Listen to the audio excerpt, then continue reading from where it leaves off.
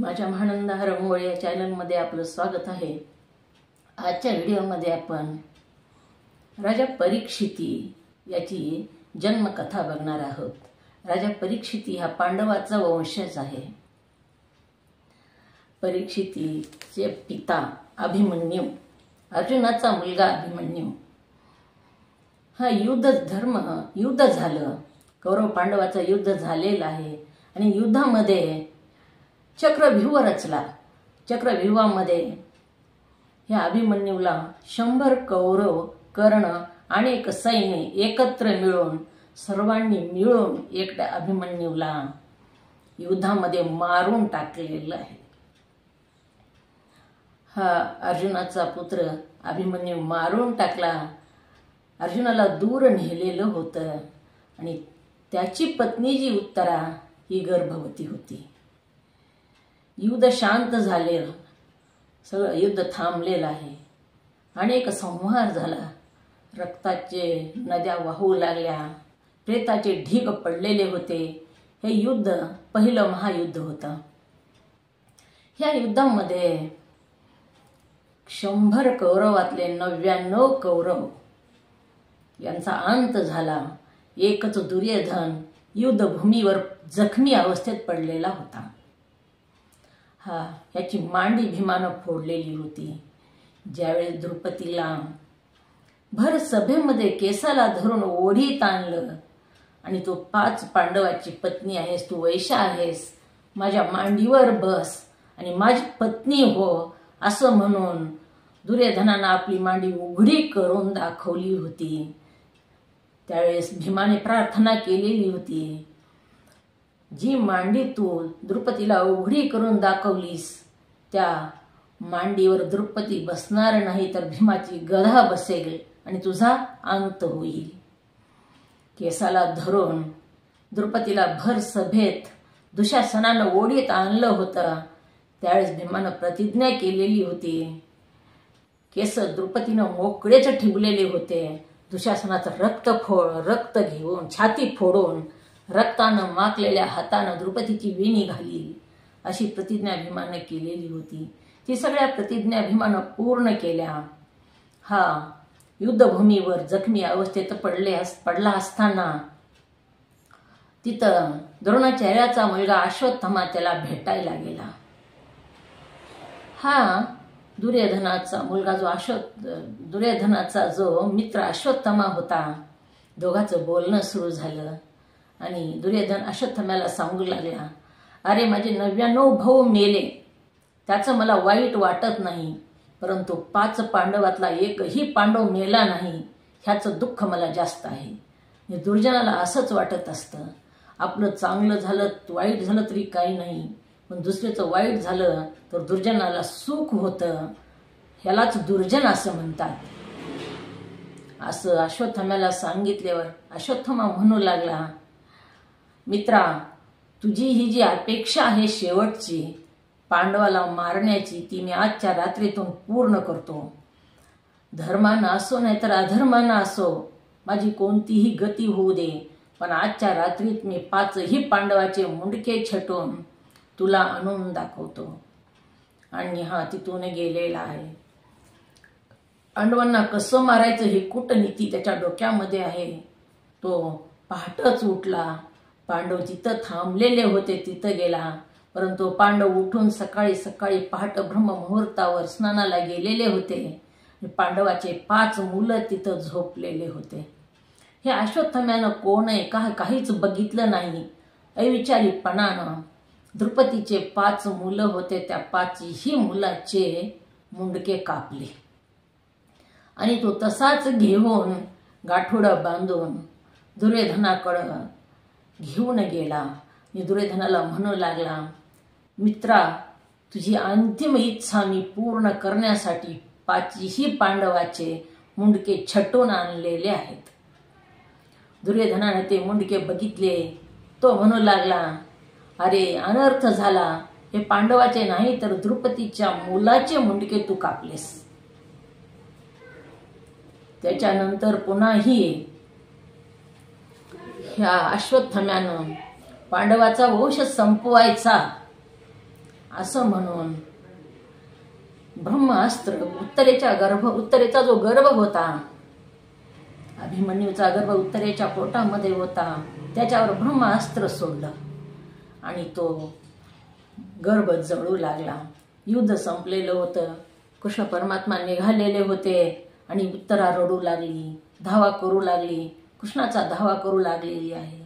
कृष्णा, माझं पोट दुखतंय, अर्जुनाचा वंश सांभाळा देवा, तुमच्या पाया पडते. माझं काहीही झालं तरी काही हरकत नाही, परंतु पांडवाचा वंश वाढला पाहिजे, वंशाचा हा अंकुर जिवंत राहिला पाहिजे.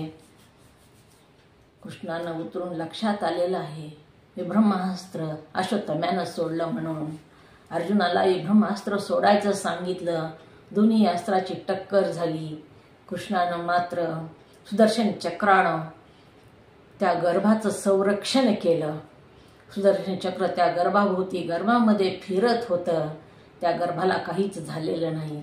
खऱ्या अर्थानं ते गर्भ जळाला होता, पण पुन्हा सचेतन केलेला कृष्ण परमात्म्यानं केला. आणि तोच बाळ जन्माला आला.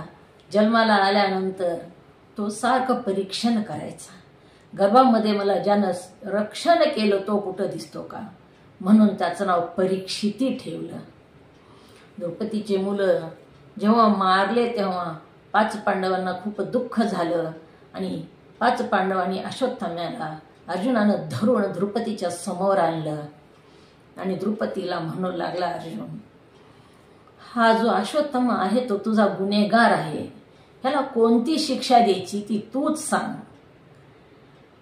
तो पुढे उभा केलेला होता. द्रौपदी रडू लागलेली होती. द्रौपदी रडत असताना कृष्णही तिथे आले. द्रौपदीनं जास्तच टाहो फोडला. कृष्णाचा पितांबर ओला झाला, एवढी द्रौपदी रडली.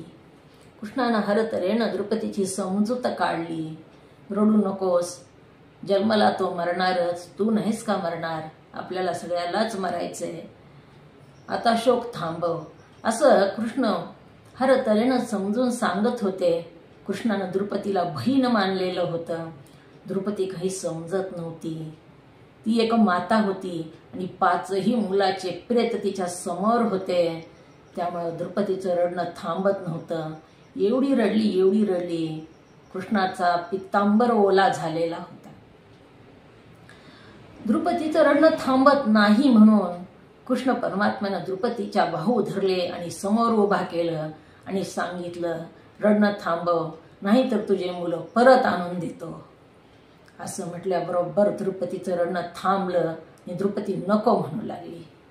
कृष्ण परमात्मा म्हणू लागले, का नको, मग मुलं जर नको असतील तर रडलीस का. तेव्हा द्रौपदीनं सुंदर असं उत्तर दिलं. द्रौपदी म्हणू लागली, कृष्णा, रडली ती मुलाची आई रडली आणि बोलते ती तुझी भक्त बोलते. तुझ्या देवपणाला काळीमा लागू नये, तुझ्या ब्रेदाला धक्का लागू नये. माझे मुलं गेले ती गेले, तू सृष्टीचा पालन करता आहेस, माझे मुलं परत आणू नको, ते तुलाच मिळाले, असे म्हणून द्रौपदीचं रडणं थांबलेलं आहे. हा जो अश्वत्थामा होता त्यानं ब्रह्मास्त्र सोडलेलं होतं. द्रौपदीचं रडणं थांबलं. अश्वत्थाम्याला पुढे उभा केलेला आहे आणि ह्याला कोणती शिक्षा द्यायची असं विचारलं. तुझ्या 5ही मुलाचा हा हत्यारा आहे आणि तुझ्या मनावर ह्याला शिक्षा द्यायची, सांग ह्याला कोणती शिक्षा द्यायची असं अर्जुनानं द्रौपदीला विचारलं. द्रौपदी म्हणू लागली, ह्याला कोणतीच शिक्षा देऊ नका. पांडव म्हणू लागले, अगं काय बोलतेस, ह्याने तुझ्या 5 मुलाचे मस्तक कापले आणि ह्याला कोणतीच शिक्षा देऊ नका, असं कसं. तेव्हा द्रौपदी म्हणू लागली, माझे मुलं चा अंत झाला त्यावेळेस मला किती दुःख झालं हे तुम्हाला माहित नाही, मला ते दुःख झालेलं आहे आणि तेच दुःख ह्याला मारल्यानंतर ह्याच्या आईला होईल. मी तरी सौभाग्यवती आहे, ह्याला जर मारलं तर ह्याच्या आईला तर हा एकटाच आहे.